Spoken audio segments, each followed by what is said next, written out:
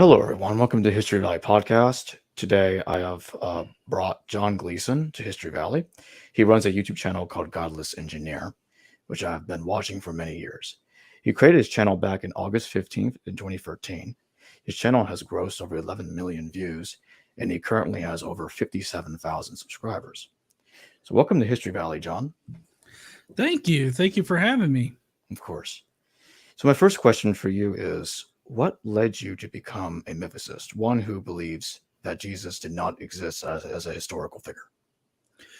Well, so right around 2014, 2015, maybe, I had been having conversations in like Facebook groups and stuff like that over like the history of Christianity and topics of that nature.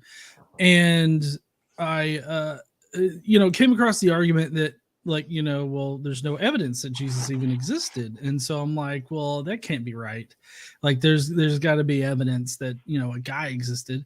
And so I started looking into the arguments and evidence for his existence, and I came up not really finding any good evidence for his existence.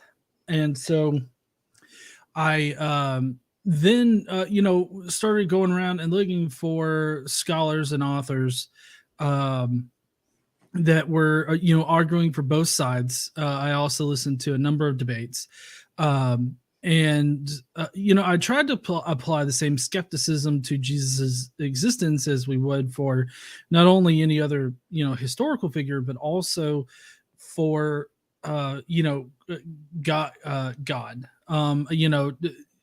Basically requiring good evidence, good reasons to suggest that he did exist.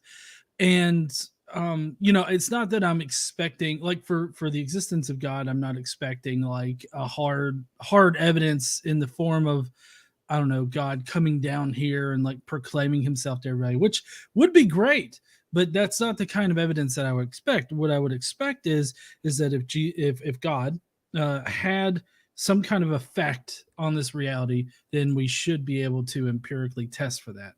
And I feel the same way about Jesus and his existence. If he did exist, then we should have some kind of noticeable effect in history that definitely suggests that he did exist. Now, this could come in several different forms, but obviously, considering where I'm at today, I didn't find any of that kind of evidence. And for all of the pro-historicity arguments, I also found, better mythicist arguments. So like the mythicist arguments that explain the evidence seemed far more parsimonious to me than the historicity arguments. And so it came to a point where I just had to, admit that I think that Jesus probably didn't exist in history. And I've ever since then, I've been on a constant search for evidence and a constant attempts to understand the historicist arguments, and but being, like I said, that's been going on since I decided that he probably didn't exist. But ultimately, what convinced me was just the lack of evidence, but not just that, also the lack of good argumentation for historical Jesus, and also the fact that the evidence that or the hypotheses that mythicism comes up with are far more parsimonious than the historicist hypotheses for the various pieces of evidence that have been brought forth. What do you think is currently the most promising evidence that you've seen thus far? For a historical Jesus? Yes. Well, the most promising evidence for a historical Jesus would have to be the various ambiguous references in Paul. Considering that Paul is our earliest contemporaneous source about Jesus, you would think that he would at least reference him in a way that seems to indicate that he was a historical figure. And there are a few verses that you can make sense of both on the mythicist hypothesis and on the history or historicist hypothesis, but um, which ultimately my actual position on like the Pauline evidence is that it's too ambiguous to say either way. Either that Jesus probably didn't exist or that Jesus did exist. I don't think any of that evidence tilts the needle. But I do think that it constitutes the best evidence that historicists have. And, obviously I find the mythicist arguments explaining that evidence to be far more reasonable and parsimonious than the historicist arguments. Why do you think that most mainstream scholars refuse to entertain the idea that Jesus didn't exist? Not just the theological ones, but also the secular ones too. Well, there's various reasons as to why they couldn't. I'm not going to sit here and try to speculate about why certain scholars don't or don't entertain the idea. I think that there's a deep rooted tradition in this particular area of going with the idea that Jesus definitely existed, and continuing with bad arguments for it. I do think that some of it is a control that's sort of exerted by the majority Christian consensus in the field. I mean that's fairly obvious when you've got the Christians that are attacking other Christians and blackballing them from that particular community in general. I think that particular influence on that field is detrimental to the integrity of the field, and so I think that probably has some effect too. But I mean, I think that a lot of it just kind of boils down to deep rooted tradition in accepting these bad arguments, being taught these bad arguments, instead of critically analyzing the evidence. They kind of just go with what's already been said. And that's not to say that some of these scholars don't try to critically analyze it, but when the field is primarily made up of theologians and New Testament scholars that are not necessarily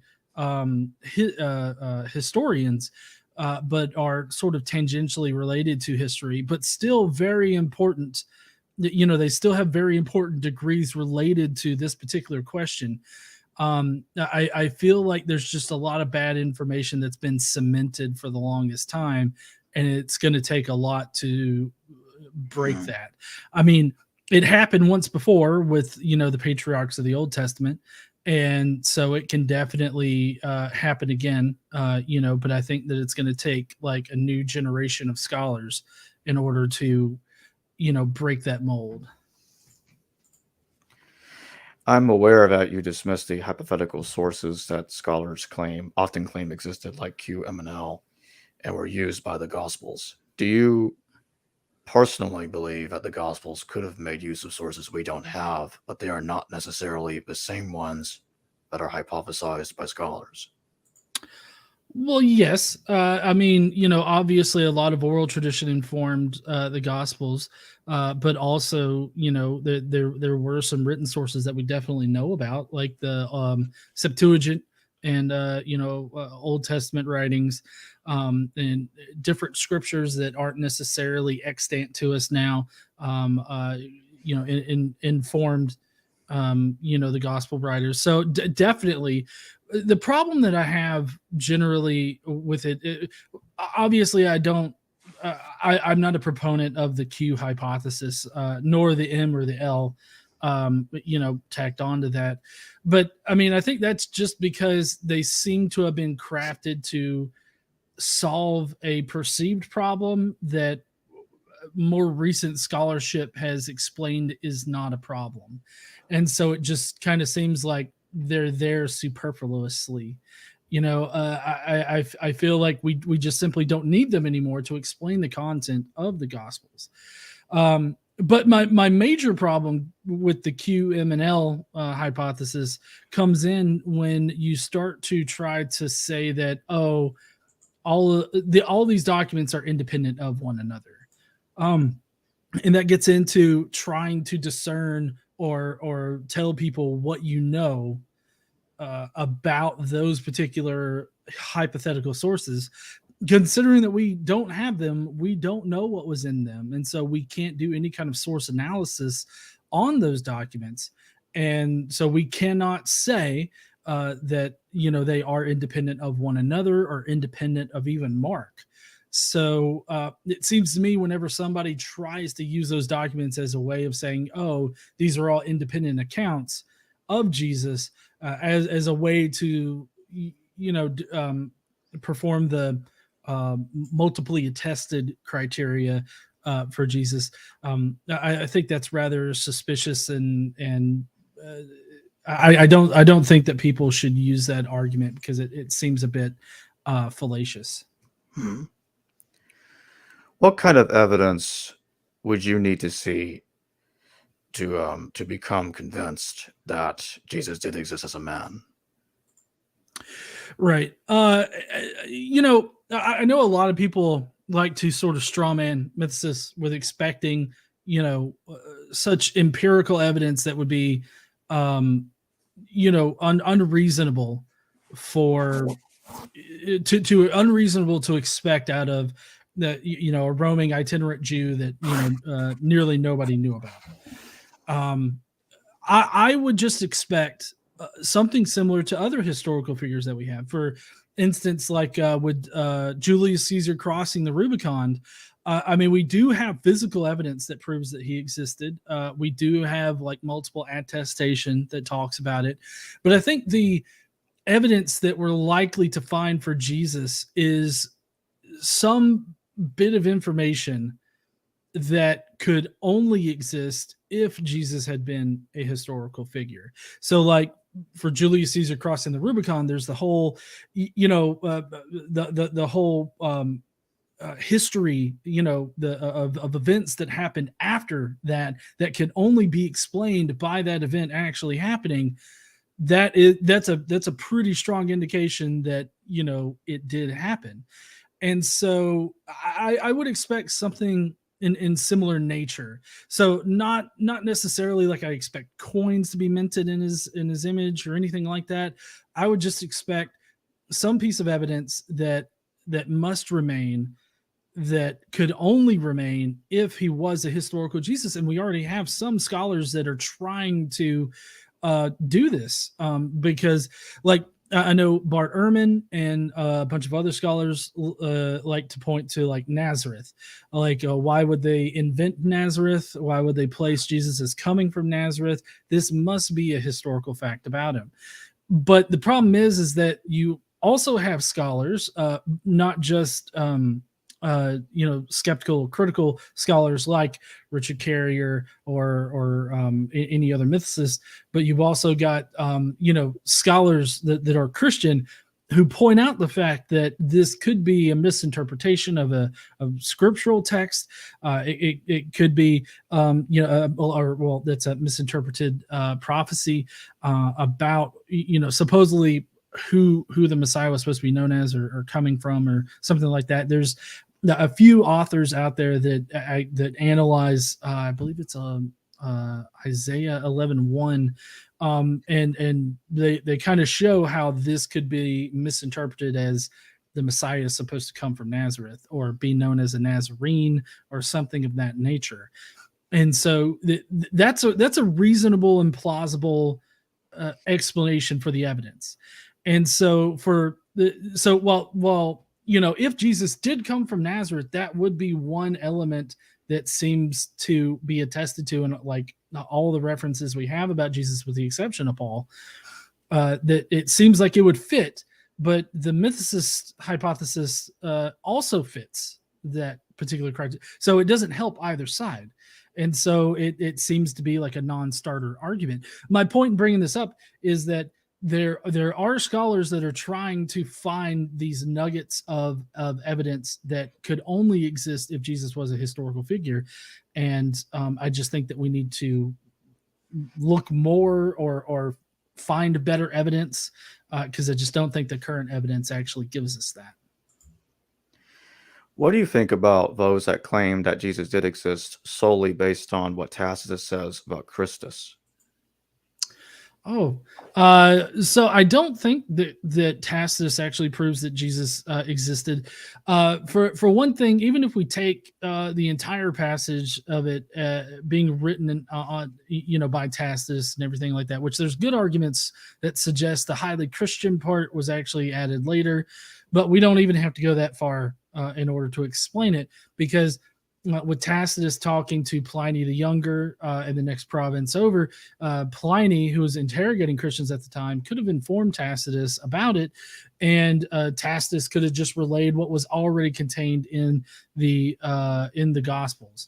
And I do believe it's Robert Van Voorst who, in his Jesus outside the New Testament actually analyzes this, and he concludes the same as our RT France. Yes, our RT France.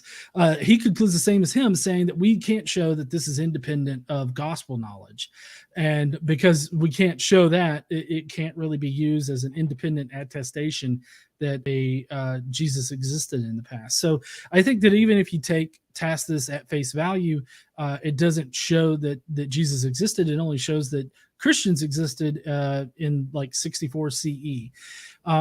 Obviously, the scholarship has shown that the Christus or whatever was actually originally Crestus in both places, and so it's actually talking about a person named Crestus or people that were called Christians causing all of this.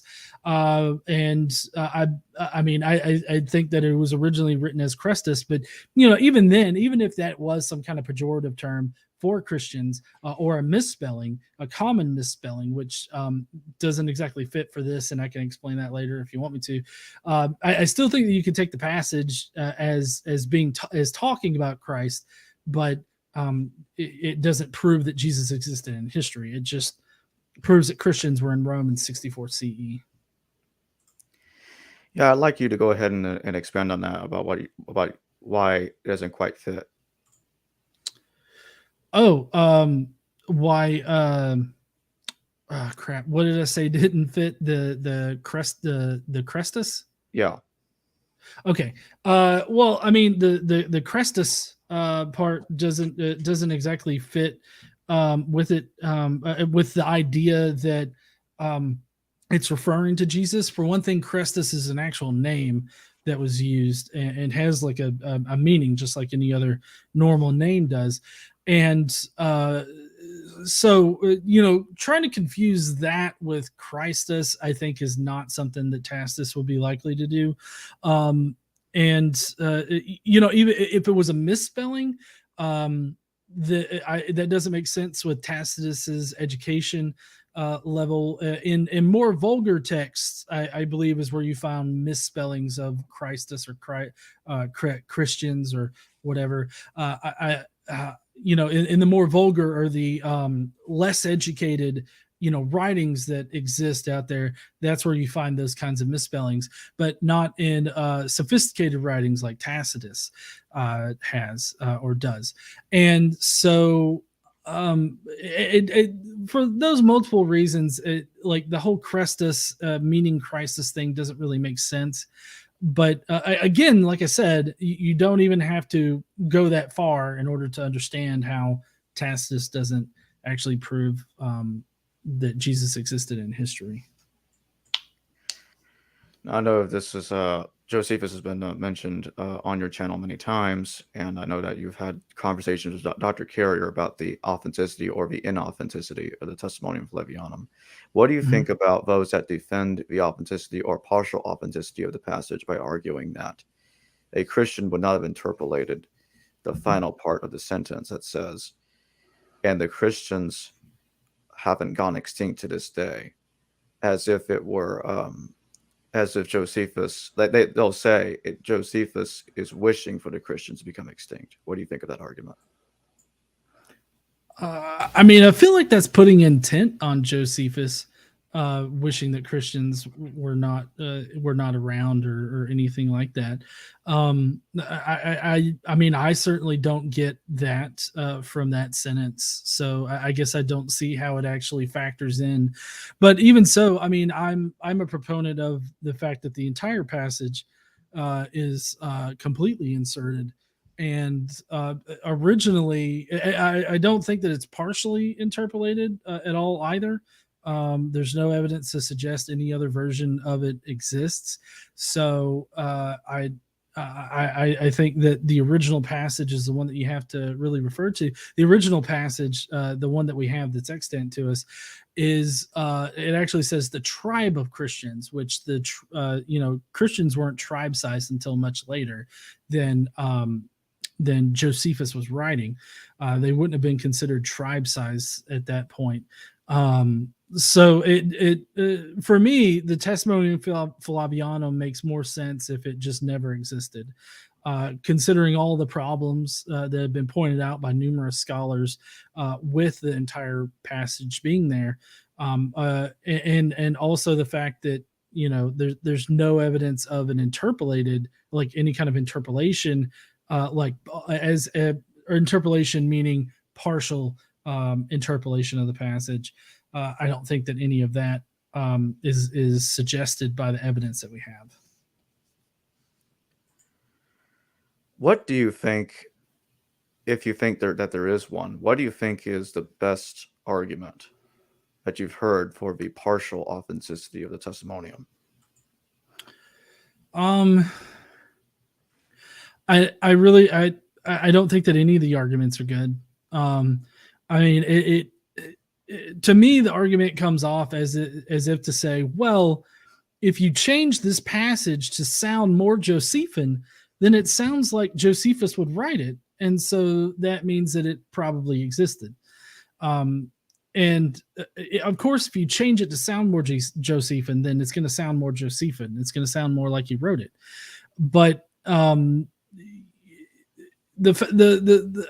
major fact that kind of suggests that at least nobody knew about this glowing passage about Jesus is the fact that it's not referenced for like 200 or 300 years.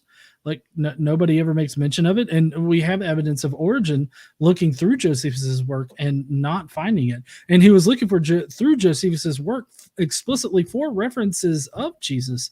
So it kind of seems to me that if Origen didn't find it, Origen didn't talk about it or anything like that, then it kind of seems like maybe it wasn't there. So I don't think that any of the arguments for partial interpolation are good. What do you think is the worst argument that you've heard for the resurrection of Jesus Christ? Let's see, the worst argument for the resurrection of Jesus. I mean, it's got to be the women at the empty tomb. I think is probably one of the worst. Right off the top of my head, that's the one that's coming to mind. This, relies on the criterion of embarrassment, which is a very flawed piece of criteria for Jesus studies. It's routinely used not only for resurrection apologetics, but also in the historicity argument.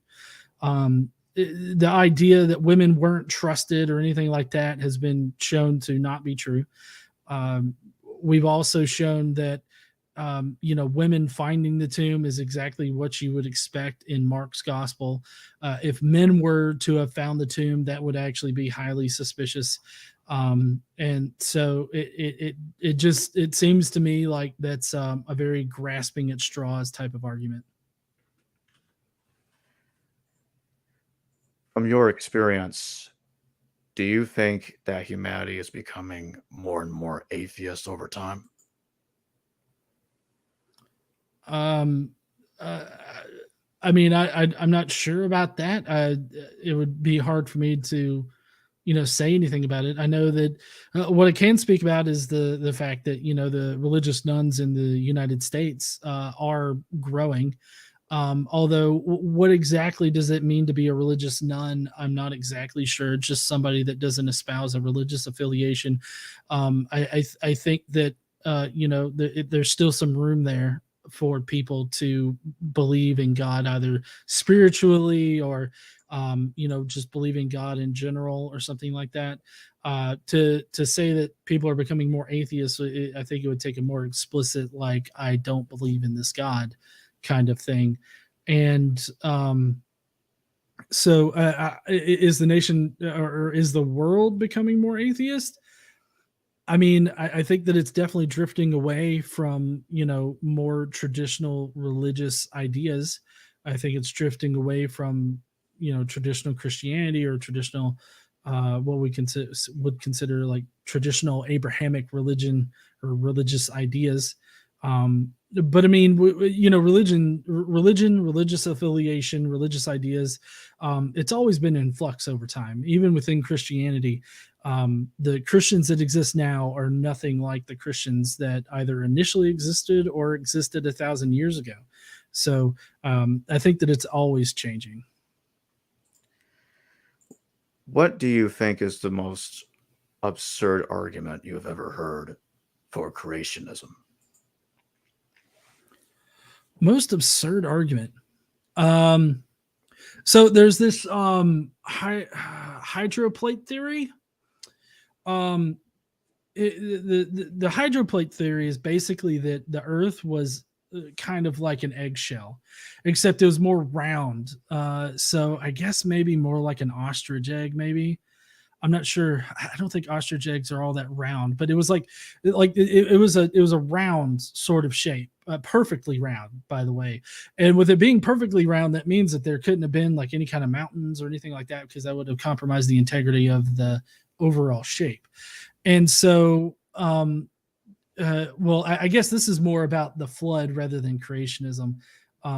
So maybe I should change my answer, but the hydroplate theory is still kind of really ridiculous, because it requires like water existing underneath the mantle and then shooting out from underneath it in order to flood the earth and give us the contours of the earth today. That seems ridiculous. As far as creationism goes, I think that the design argument is actually a pretty ridiculous argument. Because in the design argument, you're just basically saying, oh, that looks designed, therefore it is designed. And if it's something that we generally think of as not being designed or being part of nature, then that must mean that God is the one that designed it. And I feel like there's a lot of logical leaps in that kind of argument, because just because something looks designed doesn't necessarily mean that it is designed. The environment shapes a lot of organisms on the earth, and organisms adapt to match the changing environment, and that has caused changes in populations over time, and that is a perfectly natural explanation for the diversity of life that we have. There's no reason to posit some God or deity to design all of that, because then when you get into the whole, oh, God designed it, then you got to answer for like genetic diseases and everything like that, and then you go off into, well, original sin or other things of that nature. And I mean, I just can't ever see any reason why anybody should be convinced by the idea that a woman at one time ate some fruit that she was told not to eat, and therefore that's why you have cancer. Like, that seems like such a ridiculous argument to make. Why do you think that some people have regressed in knowledge and becoming things like flat earthers, or claiming that that space didn't exist? Or in other cases, some will even go as far as saying Earth isn't even a planet. I don't think I've heard the Earth isn't a planet. I'm guessing that's flat earthers that are saying it's not a planet, because they don't really believe in planets as far as people understand planets go. I think that I mean, for one thing, you got to understand is that conspiracy theorists have been around for the longest time. As long as there's some kind of special knowledge or something like that people feel like they have, I feel like there are easily or there are very gullible people that will believe it. If that weren't the case, then the UFO craze wouldn't have blown up to the size that it was, in just less than 30 years after the so-called Roswell UFO crash. And so, I mean, I think that there are always people that are prone to believing ridiculous things for one reason or another. I'm not going to sit here and try to speculate on what those reasons are, but I think that with the access to unfiltered information through like the internet and stuff of that nature, I feel like it's exacerbated it a little bit. Now, that's not to say that we should like heavily censor the internet or anything. I think that it just speaks to the fact that we need to do better with our education system. We need to educate people better. We need to, instead of teaching people like just how to rattle off facts and stuff in the classroom, we should really be teaching kids how to think, like how to think rationally and reasonably. And I think that is the best way to combat the conspiracy theory stuff, because there's always going to be somebody that's gullible that will believe in conspiratorial stuff, like the earth is flat, or there's no space. And I think that the only way to combat it is just better education. Which subject do you find more joy in debunking? Like, for example, like Kent Hovind's stuff, or Flat Earth, or other things of that nature? Well, I actually haven't done Flat Earth in a couple years. 3 years, I think. 3 years. Because the Flat Earth thing got really boring after a while. I mean, whereas like I get it that it's beating a dead horse for flat earthers, and it's kind of the same thing for like arguing against resurrection apologetics or anything like that. I find that the resurrection apologetics are more influential on daily life than whether or not somebody thinks that the earth is flat.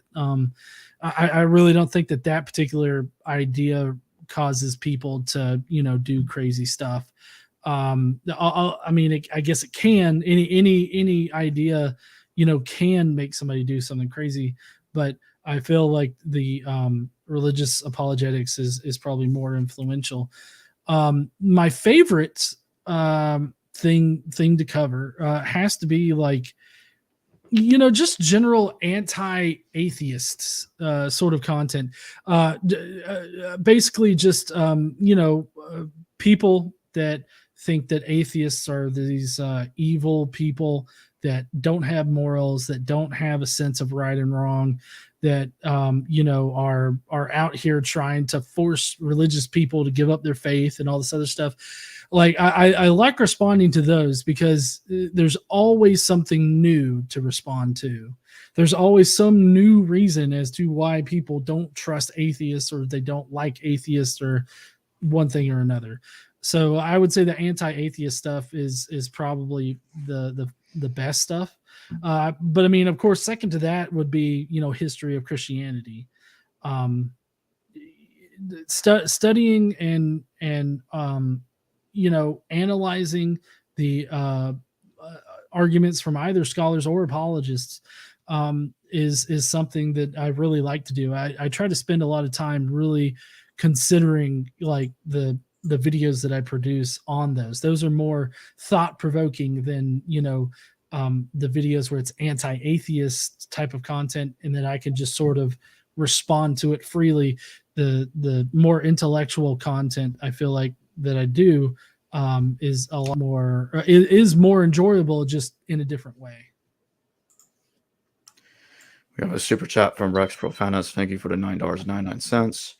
He says the administrative, clerical, and academic groups seem most atheist, especially the younger. The noble lie is the best example of historical conspiracies. P.S. Jesus saves History Valley withdrawals. Okay. The whole administrative, clerical, and academic groups being most atheist, I don't exactly think that that's true, especially not in the realm of New Testament studies. In the realm of New Testament studies, it's definitely majority Christian. So I definitely disagree with that. I do think that the younger, more educated people are more likely to not be as religious.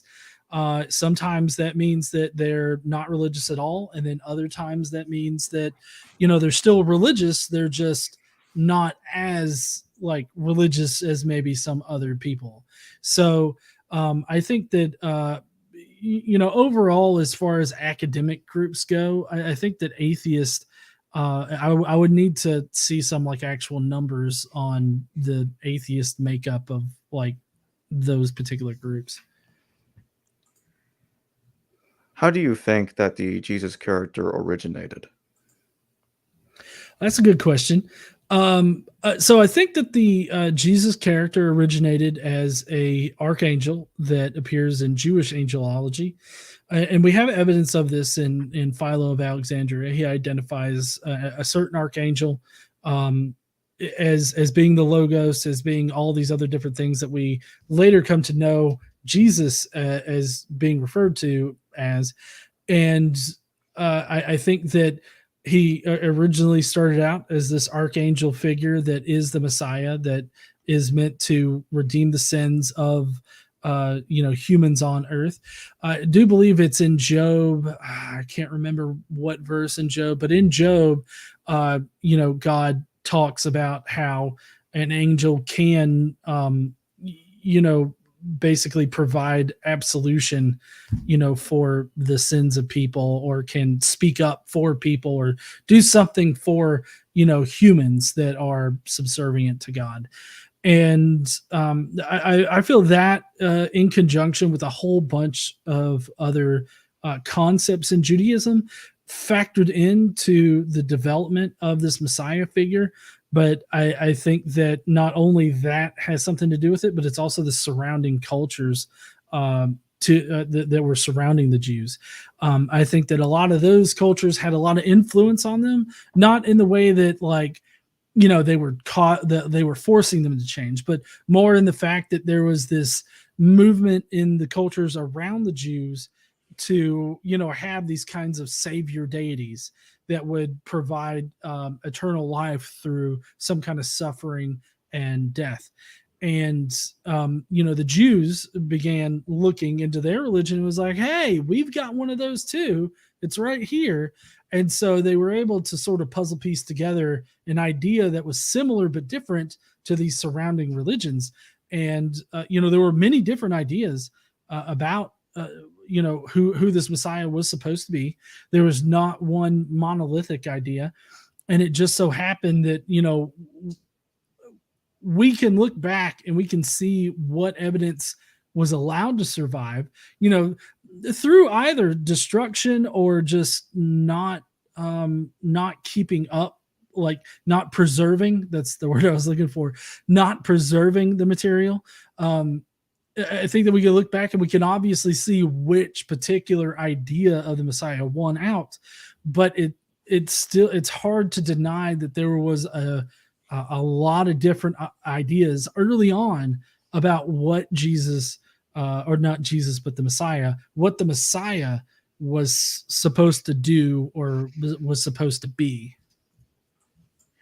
Would you say that the Mormons claiming that Jesus is Yahweh, or that Jehovah's Witnesses claiming that Michael is Jesus, do you think, do those things remind you of that, of Jesus being an archangel?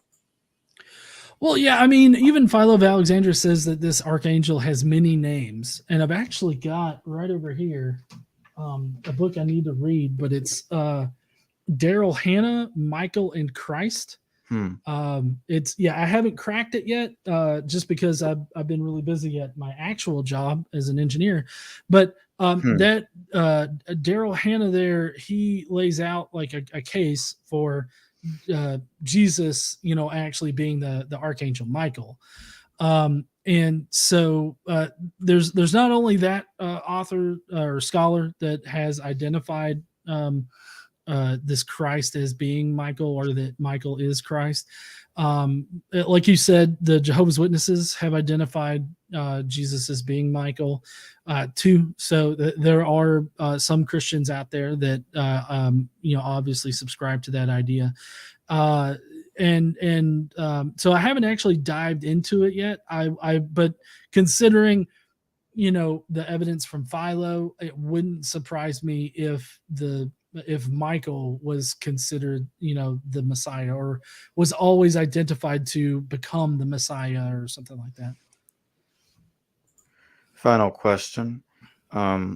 What do you think about the ascension of Isaiah? I think I remember you talking with Dr. Carrier about it, and the the death of Inanna came up, and Dr. Carrier was comparing Inanna's death to Jesus in the ascension of Isaiah. Right. And Inanna is one of those. I think it was Sumerian. I can't remember where Inanna Sumerian, first come up. yes. Sumerian. Yeah, that's what I was thinking. I mean, this was part of the group of pagan religions that had an influence on the Jewish ideas and culture. Not just the Sumerian version of the religion, but also the other religions that came after, that sort of copied and changed the story about Inanna.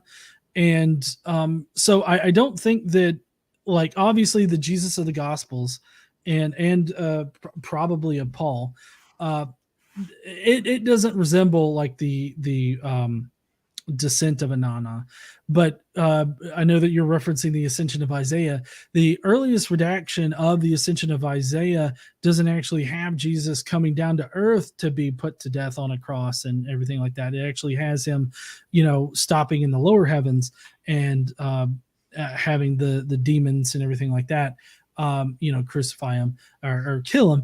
And the amount of parallels that you have between that earliest redaction of the ascension of Isaiah and the Inanna myth is so similar that it's unlikely to, like, the Inanna story is unlikely to have not influenced that particular idea.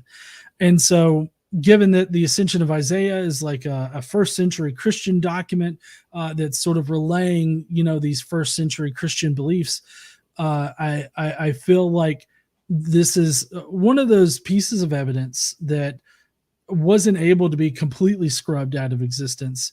And we do know that Christians were regularly scrubbing things out of existence in general. We have direct evidence of that, regardless of whether it was due to not preserving it or actual malicious intent there. Regardless of that, what we have is this remnant of a story that resembles these older tales that shows that the whole passion of Jesus was likely to have been influenced by the the surrounding beliefs. Well, thank you for joining me today. I really did enjoy this conversation. And if you want, I'd like to have you back at some point. In fact, at some point, when I get around to it, I like to schedule a show with both you and Dr. Carrier at the same time, if that sounds good Okay. to you. At some point down I the mean, road. oh yeah. I mean, I always love Carrier. I Mhm. mean, I'm going to be having him on the channel in July. Still Mhm. trying to round up somebody to talk to him, but I'm going to be having him on the channel. And but yeah, I'd always love to come on here with Carrier and discuss things. Yep. Thanks. So sorry. Yeah, I was just It's gonna okay. say I appreciate you inviting me on and Sure. interviewing me and everything like that. I always love to talk about these topics and subjects, so I really appreciate it. Of course. Thanks again. No problem. Hello viewers, thanks for watching this video from the History Valley YouTube channel. Please don't forget to subscribe and hit the notification bell. And if any of you wish to further support this channel, please consider checking out this channel's Patreon page and becoming a patron, and or donate through PayPal or through Super Chat during a live stream. Thanks.